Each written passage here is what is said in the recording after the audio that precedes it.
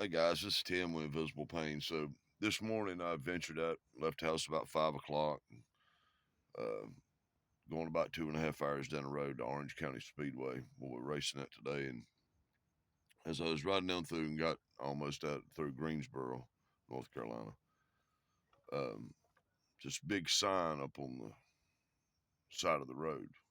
And I'm 51 years old, and I remember even as uh, a young boy when the presidential elections and all the elections would come up, you always hear it. Even as a young kid, you hear your family, your parents, you hear everybody talking about it. But it's more in a respectful way. It was all on policy and what this one's going to do, what that one's going to do, what this one hasn't done, what the other one hasn't done. And you can respect in trying to reach people. But we've come into a whole different shift in this election process. And it's not about policy. It's not about at all what they're going to do for me and you, especially on one side of the aisle. And am I saying that the Republican side is always right? Absolutely not. Some of the things that we venture off in, I'll be the first one to say it. I think you got to put morals in behind some of the things that we're doing.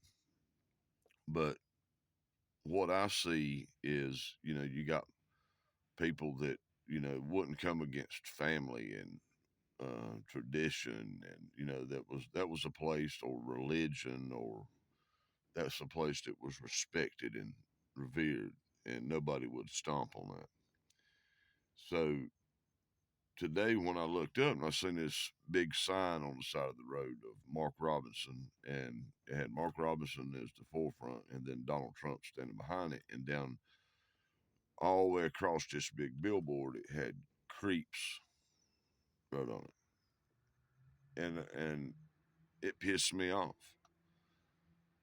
because if in North Carolina, if you don't see that when it comes to, I mean, you see them talking about what they haven't done, or the border, or um, what they're doing with children as far as um, LGBTQ, whatever they're doing. And when I seen that, it hit me who was responsible for the assassination attempts on Donald Trump, the two men that tried to kill him, tried to take him out. The Democratic Party is absolutely responsible for the hatred and the misinformation and the misguided truth that they're trying to put out to the American people. And every interview that I listen to some of the, Kamala Harris, I listen to Donald Trump, and what, and this is when I look at it, I try to hear if there is good policies on either side. And what I can say is, I mean, I've watched interview of these um, YouTubers, or whatever you want to call it, that has tried to interview Kamala Harris, and she's backed out of Joe Rogan's show because I think she's scared of what he's going to ask and what he's going to say, and she don't want to do that. And they ask her, all these different things about the things that she says she's going to do, and she can't answer it because she knows in her heart that everything that's coming out of her mouth is a damn lie. And I just got excited. My daughter just sent me a message that said my grandson just got a touchdown this morning in this football game. So that makes me happy.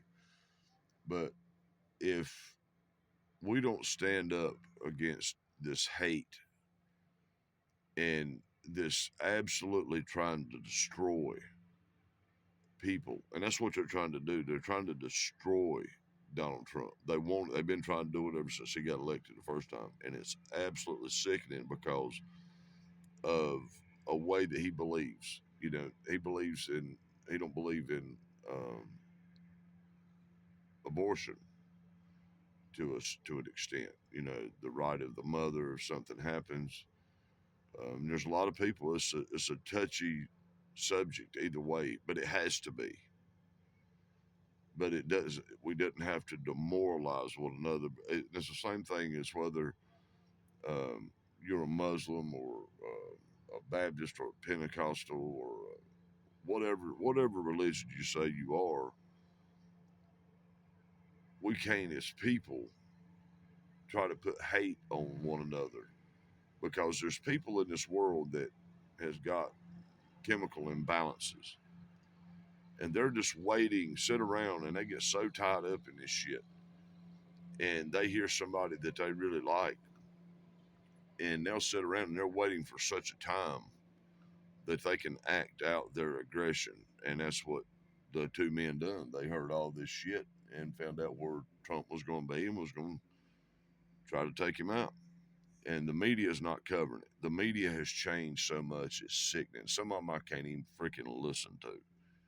They've got this. It's just absolutely disgusting. So, and I've sat back and I've looked at it from both sides. I've seen how what the border is doing to this country. I've seen what gas prices has done, and I've seen what COVID actually done to this country. The Democratic Party used COVID to try to put a rein on what they wanted, and they're trying to buy people with money. And if people are smart enough to sit back and listen at it to all the shit that they're offering, it's not bettering you. If you want something, me and my wife, up until she got sick, we opened up two businesses. We didn't go take out loans. We we cut corners. We done every damn thing possible to save money, and didn't really have enough money even to open up the first one. But we took a chance and opened it early, and it took off. And then when COVID hit, the two businesses we had, it killed it. And then my wife got sick. So, but I'm not going to get into that. That's another story.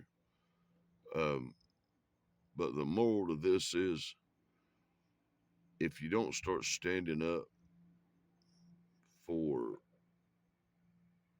a kind of belief that keeps all of us safe,